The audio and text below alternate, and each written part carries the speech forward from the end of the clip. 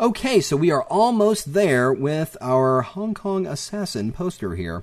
It's coming along really good, but what I noticed in the last video, what I wanted to do real quick is actually do a really quick levels adjustment on this city image. And I'm just going to do it directly since it's only the background element here. And I'm just going to bring up levels and really just push in the darks and the highlights to really pump up the contrast here. Not quite that much, but there you can see the lights in the area in the background are getting a little bit brighter. There we go. That's looking a little bit better. And for that matter, we could probably do a little levels adjustment on our subject here. So let's actually do that based on the selection of her now. So let's go ahead and just load the layer mask as a selection of the girl. And then we'll add a levels adjustment layer to this and then just pump up that contrast a little bit. There we go. Bring out those highlights. And there we go. So that's looking a little bit better. Now what I want to do is, like I said, I want this to blend with, I want the subject here to blend with the image a little bit better. Still, she looks good in there, but it's not quite, blending. And actually, in a real movie poster, you'd see some of kind of the blue light kind of spilling over onto her from different sides and everything like that. So that's what we're going to do now. So to do that, we're going to load that selection again, her shape as a selection once more. I'm just going to click on that layer mask, just Command or Control click right on that layer mask, and then put a new layer above all the other layers. And I'm just going to fill this layer with 50% gray. So just press Shift Delete, 50% gray, normal, okay. And the reason why is that we're going to apply an adjustment layer to this image to interact with our original image right down here. Now, I'm going to go in here and add an adjustment layer. So on that gray layer, we're just going to go into the, actually no, it's a layer style, not an adjustment layer, into the layer style menu and choose inner shadow. Now, first thing is we need to be able to see what we're doing here. And in order to be able to do that, we're going to need to drop the opacity of part of our image. If we go into the blending options section here, you'll see we've got the opacity and the fill opacity settings here. It's the same way in the layers panel. If you jump over here, there's the layers panel. You've got the fill and the opacity.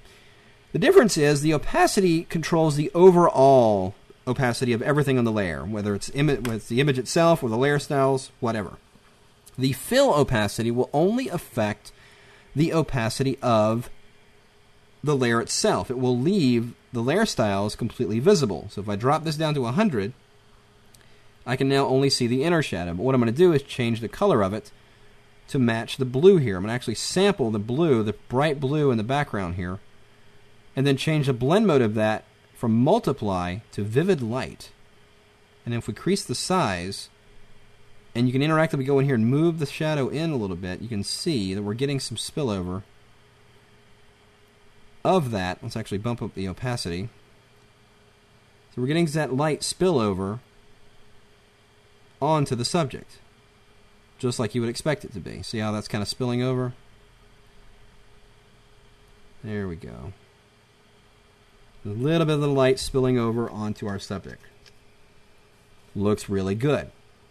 So now we're going to do the same thing on the other side. So we'll create another layer. In fact, we can make a duplicate of that layer. And since it's already got the same effect applied to it, we can just double click on that effects icon into that and just switch the angle around to the other side. And now look, that blue glow is coming in from the other side. Just like that. So it's kind of spilling over. There it is. It's coming onto the gun here. And it's really kind of making her blend into that background that much more, as opposed to not having him. If we turn these on and then turn both of those layers off, notice a difference? It looked good there, but now it looks really nice because she really starts to blend in with that background in a much, much better way than before. Not only that, and the reason why I like to do these on their own layer like this, when they're gray like this, is if one of these, notice it's the fill is at 0, but if we were to take this to 100 and change the blend mode to hard light, it would still render the gray as neutral, but it would also allow you the ability to go in here and grab the dodge and burn tools and just make some subtle adjustments around the subject's face. If you wanted to darken areas around shadows, maybe made a little bit more shadow area here, Just darken some areas, lighten some areas, maybe darken some areas in her hand here. We're doing that on that layer that also contains that inner shadow. If we turn this off, you see it's got that inner shadow that's giving me that glow, but it's also allowing me to make adjustments to her directly. And that's why I didn't apply those light effects filters to this layer directly. I just wanted to kind of keep that separate. But notice if I turn that layer off, there you can see those glows really well, lining up and really making our image blend in nicely. And to finally finish it off, I added a really cool text effect in the end that I created using that same tool, that same brush that we had a moment ago. We were masking with this shape back here. Using that same thing, just created that background element and then added the text right above it to give us the Hong Kong Assassin coming to a theater near you. Now, of course, you can go in here and add other elements or modify other elements. You can put a blur and actually get to the blur tool, which is grouped in there with the sharpen and the smudge tool. If you get the blur tool and let's say you have it up to about 90, on those layers, those shape layers that are containing those glows, you can go around there and actually just blur those edges to soften them around the subject. Notice how it's getting softer around those edges?